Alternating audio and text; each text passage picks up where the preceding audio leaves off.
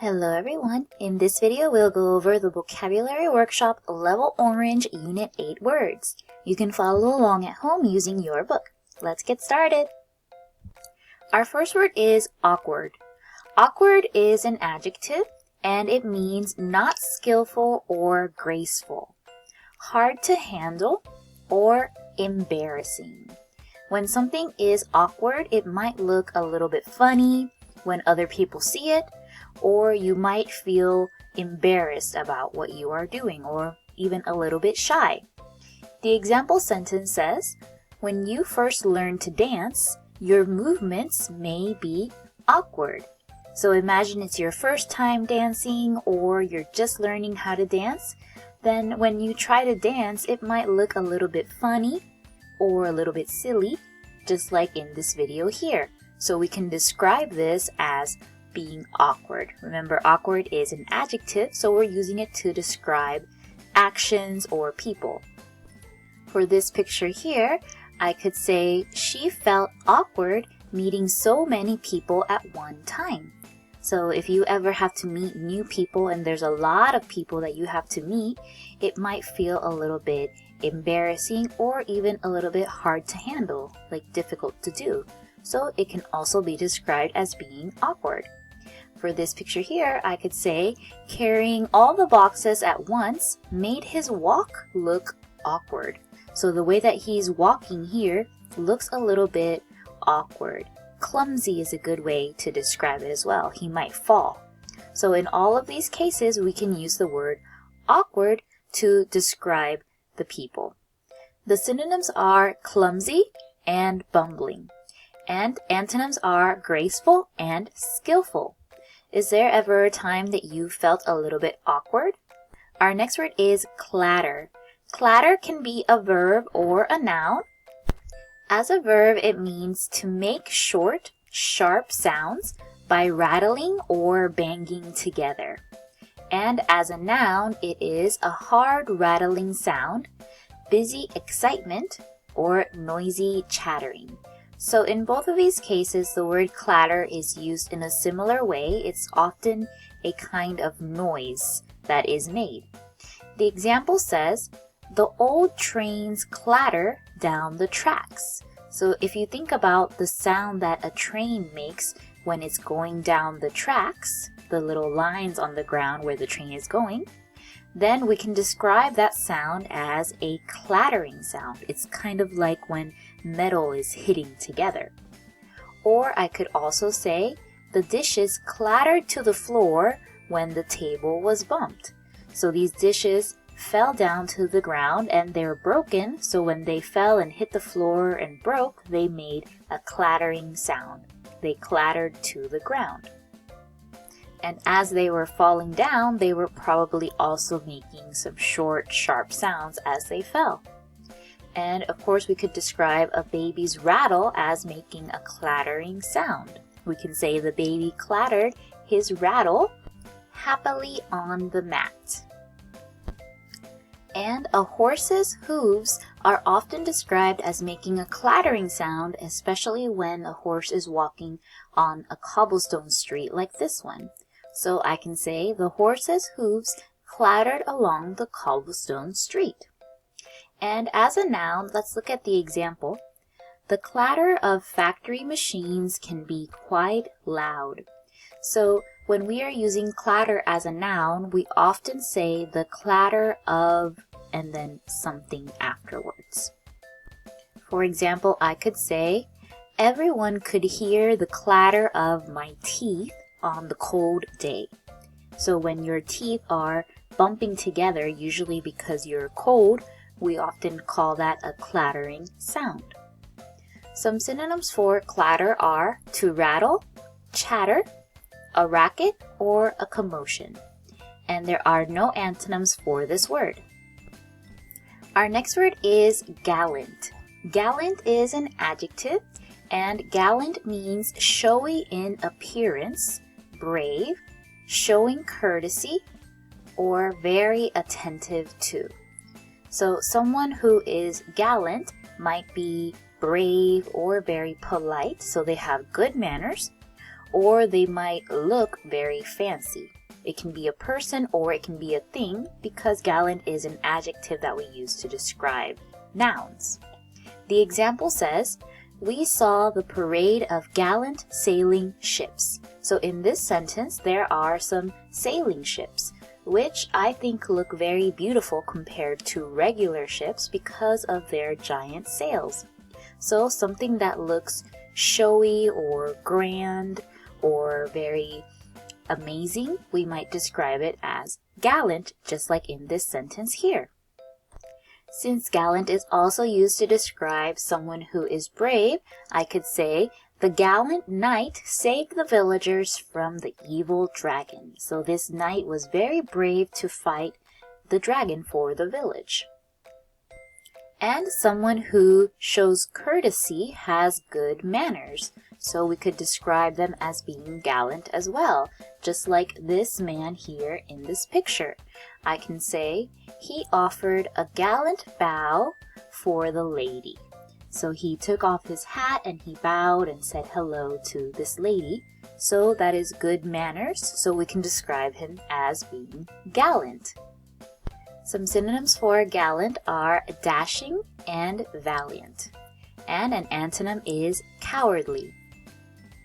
There is another use of gallant, and it is used as a noun. However, this way of using the word is not common anymore. People usually don't use it like this. Most of the time that you see the word, it will be the adjective that is describing something that is grand or brave or someone who has good manners. But gallant as a noun does mean a fashionable young gentleman or a suitor. A suitor is a man that is trying to win the heart of a woman. Maybe he wants to marry her, but she didn't decide if she wants to marry him yet. So he is a suitor. He is someone that maybe she will marry. The example says, "The novel's heroine was courted by a wealthy gallant." So again, heroine is like a woman in a story, the main character woman. And courted means that the man is doing different things to get her attention, like giving her flowers. So in this sentence, she is getting courted by a gallant, by a suitor, a person that wants to marry her. And there are no synonyms for this word, and one antonym is a slob.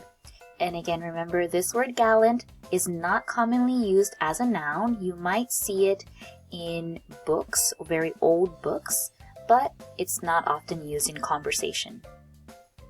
Our next word is lukewarm. Lukewarm is an adjective and it means only moderately warm, not hot but not cold, without enthusiasm. So when something is lukewarm, we are talking about either the temperature or how someone is feeling about a situation.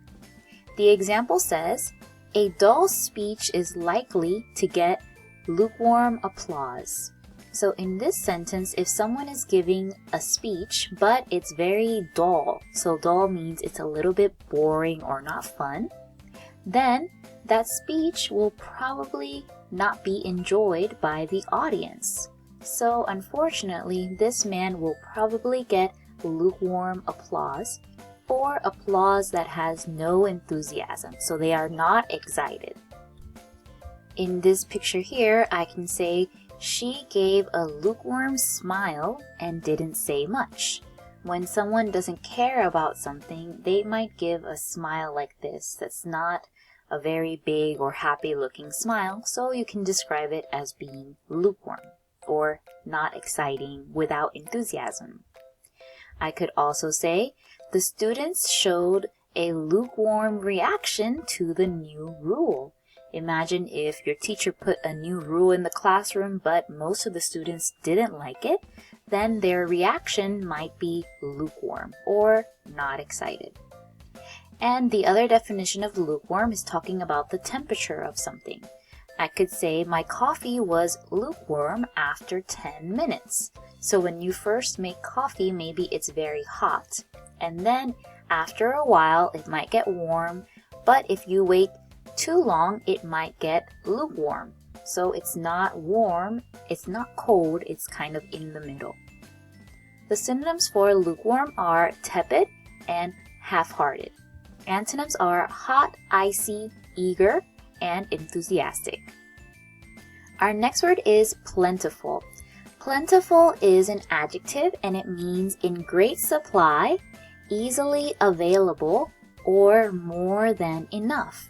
So when something is plentiful, it means there is a lot of that thing, or there is enough of that thing for everybody. So the example says, flowers are plentiful in springtime. So of course, in springtime, you can see flowers almost everywhere that you go. So when there's a lot of them, we can say they are plentiful. Another example would be, apples are plentiful in the fall. There's different fruits that are popular in different seasons. So when you see a lot of that fruit, you might describe it as being plentiful. I could also say water was plentiful after heavy rain, because a lot of rain means you can collect the water, so you'll have a lot of it. And I could also say the library had a plentiful collection of books, meaning that they had a lot of books or more than enough books. Some synonyms are ample, abundant, bountiful, and antonyms are scarce, rare, and meager. Our next word is ration. Ration is both a noun and a verb. It can be used both ways. As a noun, it is a portion of food for one meal or one day. Food or supplies, a share. And as a verb, it means to pass out in limited portions, to limit the use of. So basically, a ration is the amount of food that a person will have in one meal or in one day, or it can be stopping people from taking as much as they want because there's not enough of something, so everyone will only get a certain amount of something. Let's look at the examples. A soup kitchen provides rations to the poor. So a soup kitchen is a place where poor people or homeless people can go to get food if they have no money to buy food for themselves. So in the soup kitchen, they give rations to the people. It means they give them enough food for one meal or enough food for one day if they keep coming back. That is a ration. And people who are in the military often also get rations. They might be in a place like a desert where there's not a lot of food. So every soldier has a ration of food that they have for one day. I could say each soldier got a daily ration of rice and beans. The noun example says, when water is scarce, people must ration it. Scarce means that there's not enough of something. So of course, if there is no water for everyone, then they must ration it. Maybe everyone can only get 1 bucket of water like this a day. So that is called a ration. They're giving a little bit of the thing that is not a lot of to everyone. That way everyone can at least have a little bit of it. Another example would be, she rationed her Halloween candy so it would last all week. If you get a lot of candy like this at Halloween, instead of eating it all at one time, it might be a good idea to ration it. So you would divide it up so that each day you would have just a little bit of the candy. That way you can have candy the whole week instead of just one day. Some synonyms for ration are an allowance, share, allotment, and provisions. To parcel, divide. There are no antonyms for this word. By the way, in this definition, a share means your part. It doesn't mean that you are giving your food to other people and sharing with them. It's just Your part of the food is called a share. Our next word is reserve. Reserve can be used as a verb or a noun, and as a verb it means to hold back or set aside, to save for future use. The example says, "Please reserve a seat for me." So if you're going somewhere with your family or your friends, but they arrive first, then they might reserve a chair or a seat for you. That means they are saving that seat so that you can use it in the future. They're holding it back so that other people cannot get that seat. It's reserved for you. Another place where you might reserve something is at a restaurant. A lot of restaurants, you can call them and ask them to reserve a table. So they will set aside the table. They'll make sure that other people cannot sit there. That way when you arrive to the restaurant, you will have somewhere to sit. So that is to reserve a table or reserve a chair. We can also use reserve as a noun, and it is something set aside for a certain purpose. So there's a reason for it. Something stored for later use. For example, the squirrel dug up its reserve of nuts. So all of this here is the squirrel's reserve. It's the thing that he saved for later or he will use during the winter. So it's called a reserve. Another example would be these water bottles here. I can say, "We keep a reserve of water bottles in case of emergencies." So if there is an emergency, then I know I will have all of these water bottles ready. So again, as a noun, reserve is being used for a reason. There is a purpose for keeping all of these things. And you can reserve things like money, food, snacks, even pencils. Anything that you use a lot of or you need to keep buying again and again after you use it, you can reserve those things for any reason in the future. Some synonyms are to store, retain, stash, withhold, a supply, and stock. Antonyms are to splurge, squander, waste, and use. Our next word is scholar. Scholar is a noun, and a scholar is a learned person, an expert in a field of study. So basically someone who knows a lot about something, someone who is very educated. It's also someone who studies with a teacher, so any student can be called a scholar, and a student who gets a gift of money to pay for their education.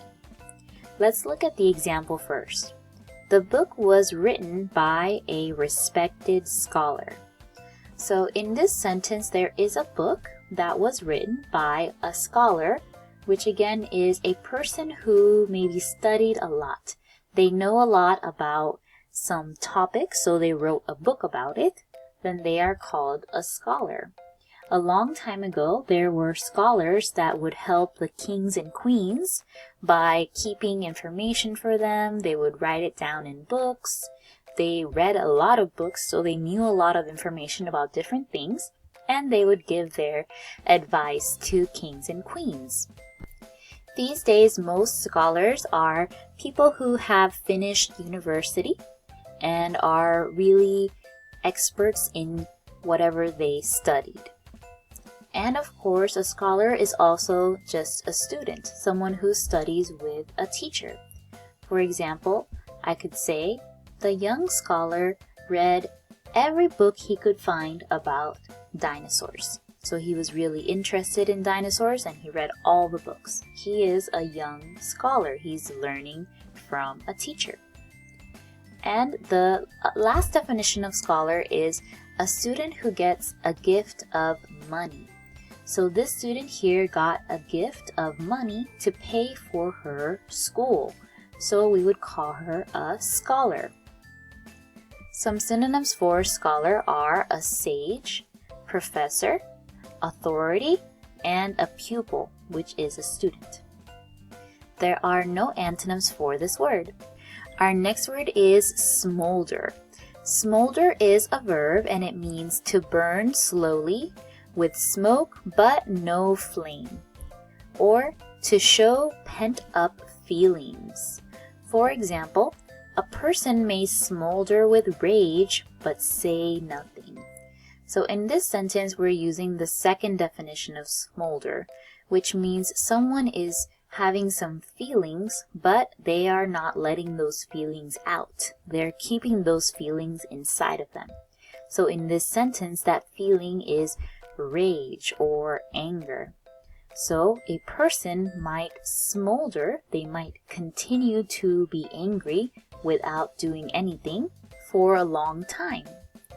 And smolder can also mean to burn slowly with smoke but no flames, just like this campfire here. After we put out a fire, it might still be burning or hot like this. So I could say the campfire continued to smolder long after we put it out.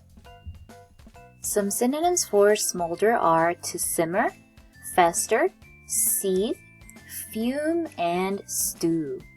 And antonyms are to blaze and to explode.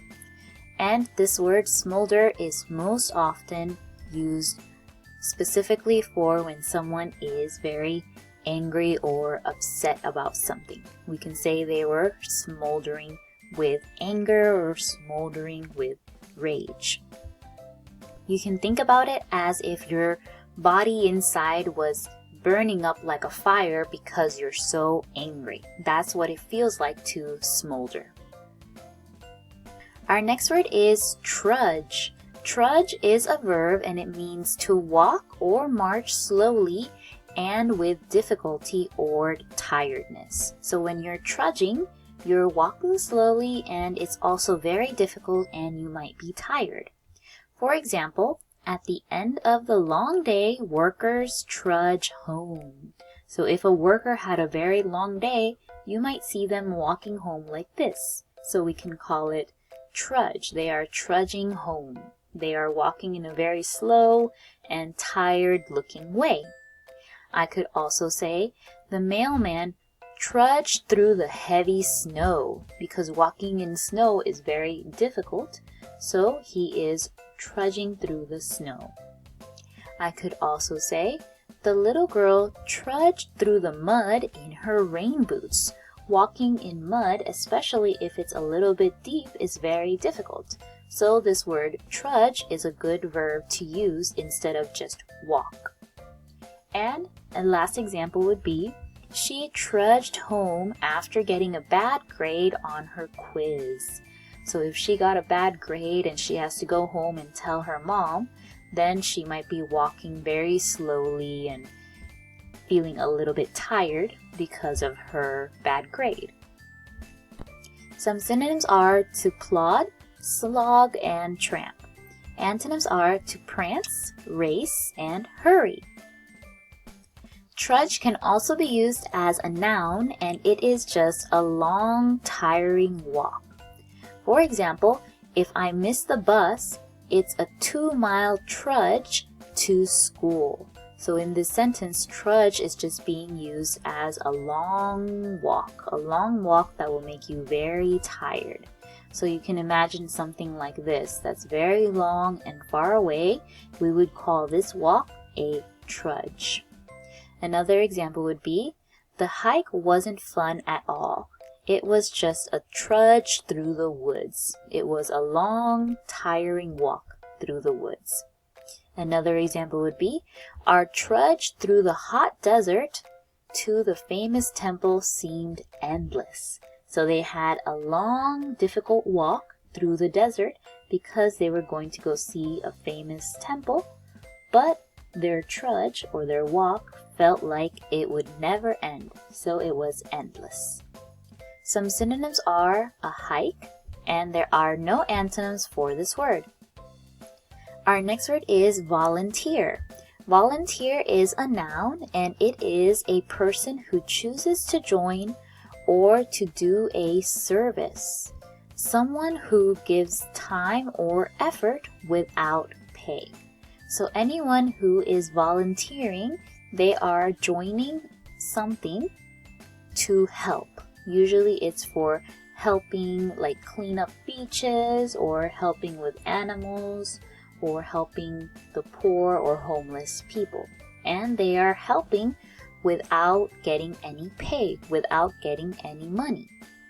The example says, a volunteer visits a hospital patient. There are some people that enjoy going to hospitals to visit patients that might be alone or that don't have any family near, and they go visit them to make them feel better or just so that they have someone to talk to. Another example would be, the volunteers cleaned up the beach in just one day. Or I could say, she became a volunteer at the animal hospital on weekend. The volunteers at animal hospitals usually spend their days playing with the animals or helping to clean up their cages where they're living. And I could also say, the volunteers helped serve food at the homeless shelter. There are no synonyms for volunteer, and two antonyms are an employee or draftee. Volunteer can also be used as a verb, and this time it is to offer one's services, to do or say freely.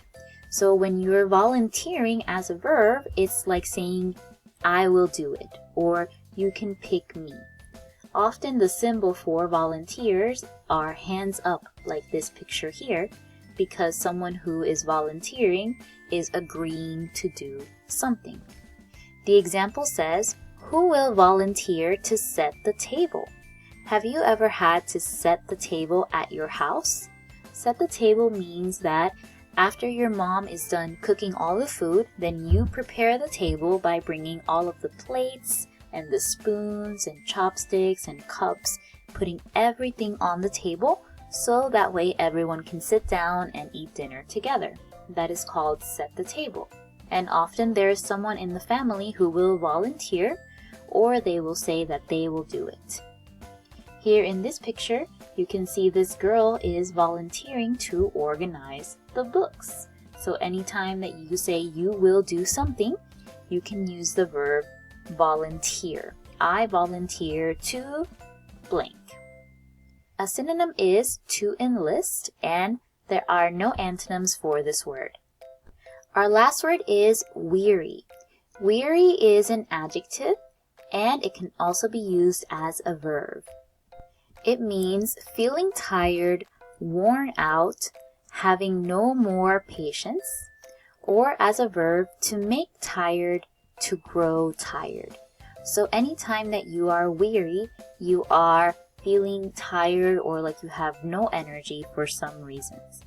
The example says, when I have to do a boring task, I become weary. And adult speech may weary an audience.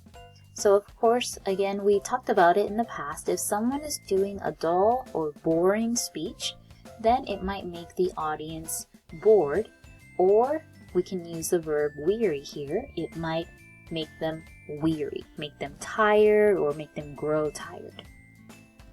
Weary is most often used as an adjective. I can say, his eyes looked weary from staying up too late. So we're describing his eyes as looking tired. Or I could say, we were weary of waiting in the long line. We were tired of waiting in this line.